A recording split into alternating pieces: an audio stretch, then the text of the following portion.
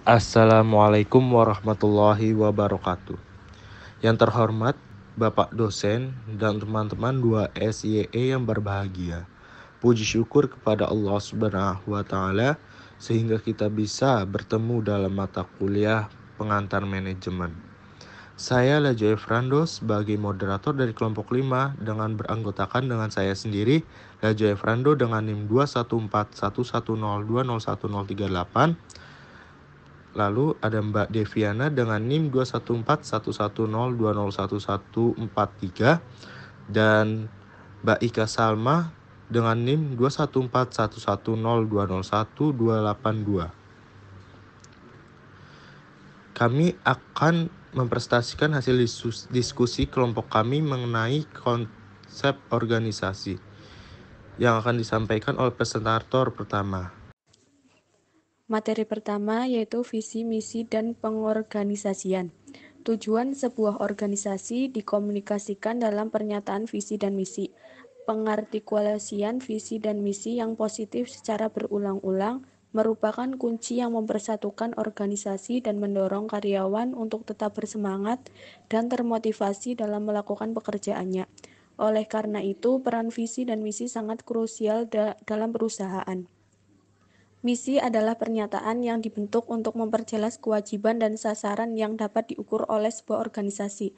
Pernyataan misi dibuat untuk panduan bekerja karyawan dan pemimpin organisasi serta membantu mengukur apakah perencanaan strategis setelah sejalan dengan tujuan keseluruhan organisasi tersebut.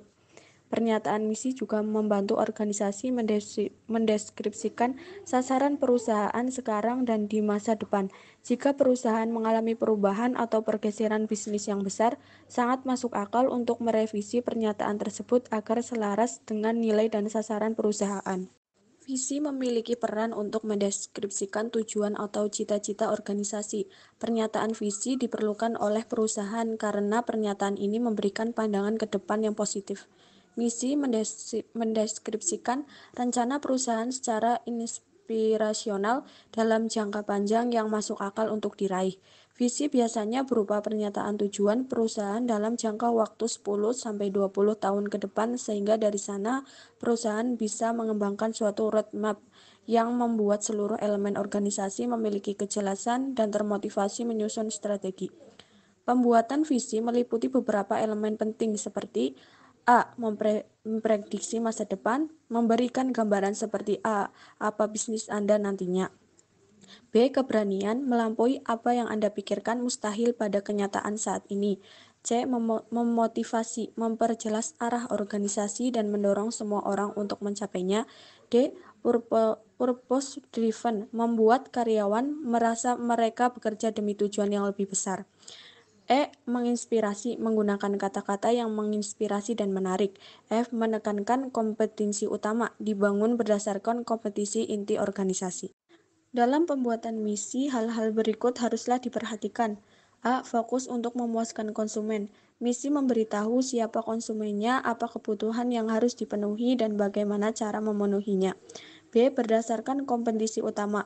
Perusahaan membangun misi berdasarkan kekuatan internalnya yang superior dan kompetitif, memiliki kapasitas unik atau sumber daya yang membantu perusahaan bekerja lebih baik dibandingkan perusahaan lainnya. C. Memotivasi dan menginspirasi komitmen stakeholder. Stakeholder harus merasa pekerja dalam perusahaan Anda signifikan, menginspirasi, dan berkontribusi bagi kehidupan manusia. D. Realistis. Jangan membuat misi yang terlalu sempit atau terlalu luas. E. Jelas dan mudah dimengerti. Pernyataan misi harus spesifik, singkat, fokus, dan mudah diingat sehingga Anda mampu memberitahu orang-orang di luar perusahaan dengan singkat dan jelas. Mengapa perusahaan Anda ada? Apa saat yang sama? Pernyataan ini juga harus memberi fokus pada semua kegiatan perusahaan. Selanjutnya saya akan membahas materi kedua yaitu mengenai rekrutmen. Yang pertama ada pengertian tentang rekrutmen.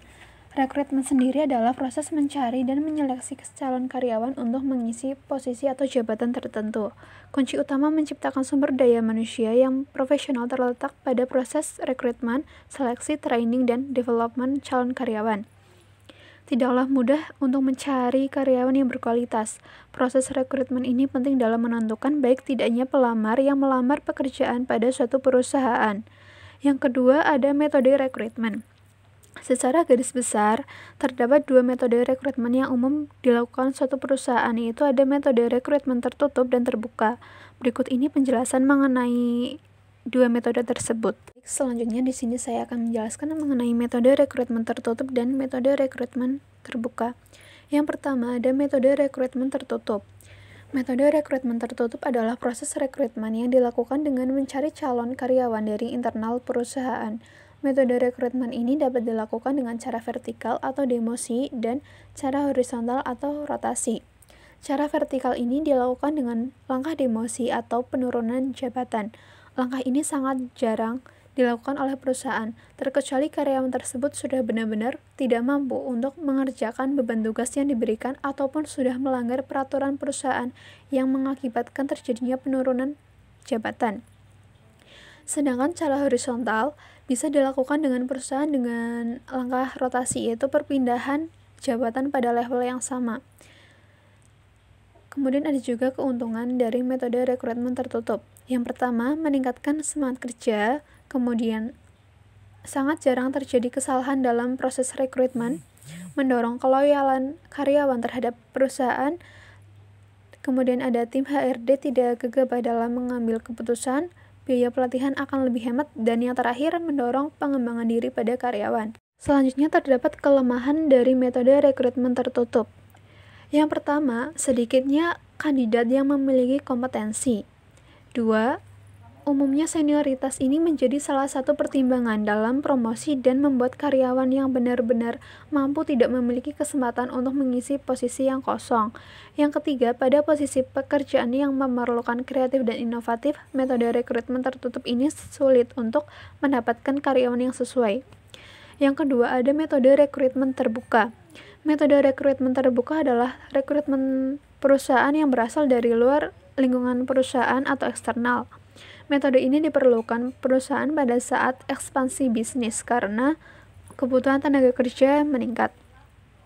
Sumber rekrutmen eksternal perusahaan antara lain ada iklan lowongan pekerjaan atau yang biasa disebut dengan job advertisement. Yang kedua, rekomendasi internal perusahaan atau employee referral. Lembaga pemerintahan, government job center, perusahaan penyedia jasa rekrutmen karyawan, employment and recruitment agency, dan yang terakhir adalah lembaga pendidikan atau educational institution. Keuntungan metode rekrutmen terbuka: bisa mendapatkan karyawan yang cocok, membawa ide dan cara baru, cocok untuk perusahaan yang sedang berkembang. Nah, ada juga kelemahan metode rekrutmen terbuka: menurunkan semangat kerja karyawan, lalu menyebabkan kurang kompaknya antar karyawan, dan terakhir memerlukan biaya untuk iklan lowongan kerja. Mengelola konflik. Manajemen konflik itu sebuah proses mengelola konflik dengan menyusun sejumlah strategi yang dilakukan oleh pihak-pihak berkonflik. Lalu ada lagi kemampuan untuk mengelola konflik, yaitu diagnosa titik awal, menentukan sifat dari konflik. Kedua, inisiasi. Itu adanya cara paling efektif dalam menangani situasi konflik. Lalu ada aktif mendengarkan, negosiator, harus bisa mendengarkan sudut pandang orang lain. Dan terakhir, memecahkan masalah, itu melakukan klarifikasi atas masalah yang terjadi. Yang kelima, membicarakan apa yang diinginkan atau dibutuhkan. Yang keenam, bersama-sama menentukan solusi terbaik yang dapat diterima semua pihak. Sekian presentasi dari kelompok kami mengenai konsep perorganisasian. Terima kasih telah ikut aktif. Apabila masih banyak kekurangan dari kelompok kami minta maaf. Wassalamualaikum warahmatullahi wabarakatuh.